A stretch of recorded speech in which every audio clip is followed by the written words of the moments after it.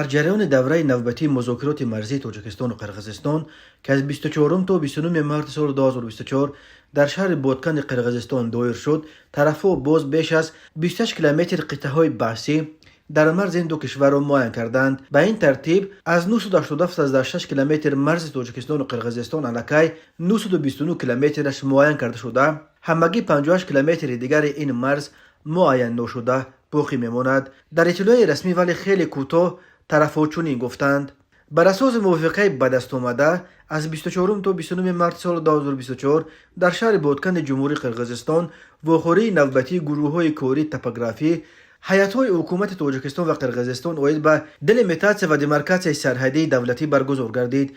گروه‌های کاری 28 از 17 کیلومتر گزارش خط سرحد دولتی تاجیکستان و قرقیزستان را موافقه نموده در دایره واخوری جانب‌ها به موافقه آمدند که تشخیص منطقه‌های باقی مانده سرحد را در واخوری نوبتی که در حدود جمهوری تاجیکستان برگزار می‌گردد ادامه دهند. از نتیجه واخوری پروتکل دخل دار به امضا رسید. در خبر رسمی همچنین تاکید شده است که واخوری در فضای دوستی و همدیگر فهمی برگزار شد. درباره اینکه 28 کیلومتر معاین شده به کدام قطعه‌های بحثی مرز مربوط است یگان تفصیلات داده نشده است.